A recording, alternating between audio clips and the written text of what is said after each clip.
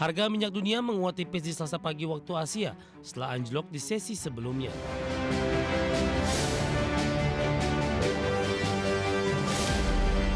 Kita beralih ke informasi komoditas. Harga minyak menguat tipis di Selasa usai anjlok hingga 7% di sesi sebelumnya. Harga emas bergerak stabil di tengah investor mencerna kepastian peluang damai Amerika dan Iran. Sementara itu harga batu bara tetap melaju meski dibayangi kejatuhan harga minyak mentah global. Harga minyak dunia menguat tipis di Selasa pagi waktu Asia setelah anjlok di sesi sebelumnya. Saat ini pasar masih menimbang peluang berakhirnya konflik Amerika dan Iran yang hingga kini belum ada kepastian. Sementara resiko gangguan pasokan dari Timur Tengah belum sepenuhnya hilang. Dikutip Refinitiv pukul 8.45 waktu Indonesia Barat, harga minyak Brent di 84,21 dolar Amerika per barrel. Sementara West Texas Intermediate Amerika menguat 0,56% ke 80,79 dolar Amerika per barrel. Kenaikan ini terjadi sehari setelah Brent anjlok lebih dari 7% dan WTI merosot lebih dari 5% dan membawa kedua kontrak Brent dan WTI ke level terendah dalam beberapa pekan. Harga emas bergerak stabil di perdagangan Selasa pagi waktu Asia.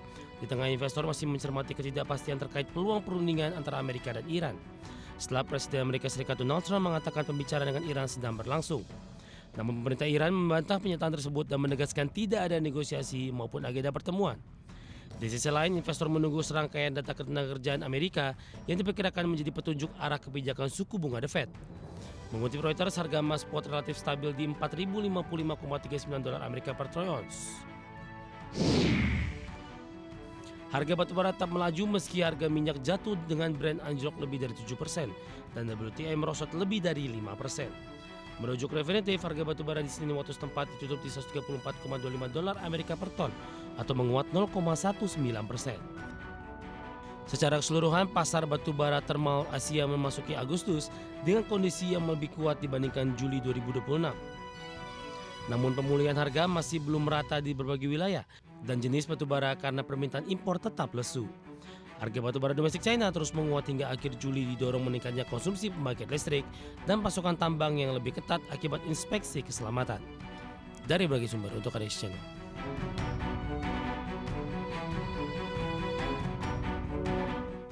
Kita beralih ke informasi indikator perdagangan lainnya pemirsa. Nilai tukar rupiah bergerak melemah terhadap dolar Amerika dan kembali menyentuh level psikologis di 18.000 per dolar Amerika Serikat. Dikutip dari RTA hingga perdagangan Selasa siang per pukul 12.29 waktu Indonesia Barat melemah di 0,28% di 18.028 per dolar Amerika.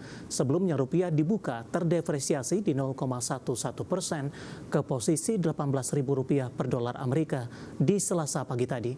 Rupiah melemah di tengah indeks dolar Amerika pada pukul 9 waktu Indonesia Barat terpantau menguat di 0,11% ke posisi 100,001.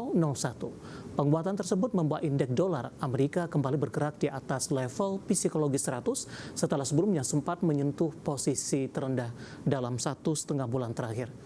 Sebelumnya, dolar Amerika tertekan setelah Jepang dan Amerika melakukan intervensi bersama untuk memperkuat yen. Selain itu, indeks dolar Amerika dibayangi kebijakan The Fed mempertahankan suku bunga. Namun, dolar mulai bangkit kembali setelah pelaku pasar menilai aksi jual yang terjadi seusai pengumuman The Fed terlalu berlebihan.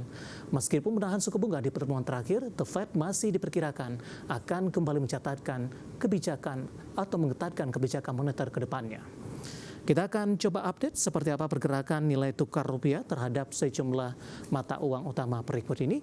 Dapat Anda saksikan grafis di layar televisi Anda pemirsa pergerakan nilai tukar rupiah terhadap dolar Amerika Serikat di 18.030 rupiah. Ini update jelang penutupan. Pasca penutupan di pukul 15 waktu Indonesia Barat sore tadi atau sore hari ini, laju dari pelemahan terbatas di 0,17% dan ditutup di level 18.009 rupiah per dolar Amerika Serikat. Kemudian terhadap euro di 20.736 rupiah, pound sterling di 24.227 rupiah, kemudian terhadap yen Jepang di 114,36 rupiah. Informasi emiten pemirsa, emiten rokok PT Hanjaya Mandala Sampurna Tbk atau HMSP membukukan pertumbuhan laba bersih hampir 2 kali lipat di semester pertama di 2026 menjadi 4,1 triliun rupiah. Peningkatan profitabilitas ditopang kenaikan laba operasional, penurunan beban penjualan, serta normalisasi beban lain-lain dan juga beban pajak. Berdasarkan laporan keuangan perseroan yang dikutip dari Keterbukaan Informasi Bursa Efek Indonesia, PT Hanjaya Mandala Sampurna Tbk atau HMSP berhasil mencatatkan laba bersih yang dapat diatribusikan kepada pemilik entitas induk mencapai 4,19 triliun rupiah di semester 1 2026. Melonjak 97,06% year on year dibandingkan torehan 2,13 triliun rupiah di periode yang sama tahun sebelumnya. Di sisi top line, penjualan bersih perseroan naik 2,4% year on year menjadi 56,5 triliun rupiah dari 55,17 triliun rupiah di semester 1 2025.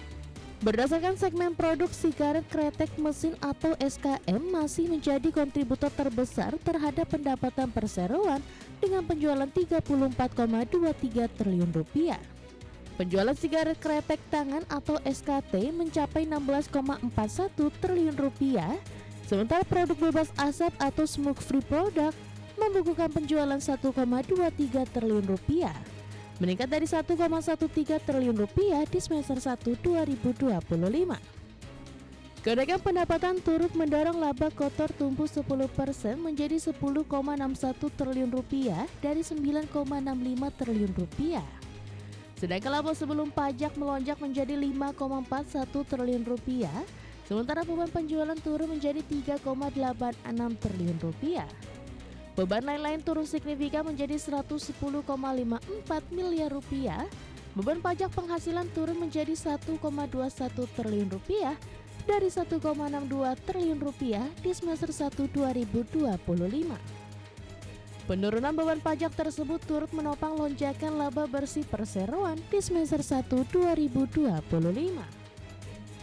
Sementara dari sisi neraca, total aset perseroan meningkat menjadi 55,13 triliun rupiah per 30 Juni 2026 dibandingkan dengan 54,31 triliun rupiah di akhir Desember 2025. Liabilitas perseroan juga naik menjadi 26,29 triliun rupiah dari 24,89 triliun rupiah. Sementara total ekuitas turun menjadi 28,84 triliun rupiah dari 29,42 triliun rupiah di akhir tahun lalu. Berbagai sumber, IDX Channel.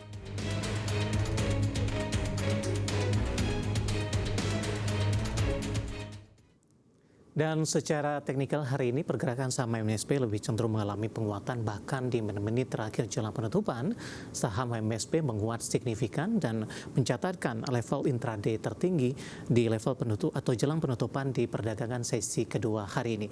Dapat Anda saksikan grafis di layar televisi Anda pemirsa, pergerakan saham MSP tutup di level 735 di perdagangan hari sebelumnya, kemudian dibuka flat pada pagi tadi di level yang sama di penutupan sesi sebelumnya di 735. Pada pukul 9:10 saham MSP melesat ke level 745. Pada pukul 10 laju penguatan terbatas ke 740.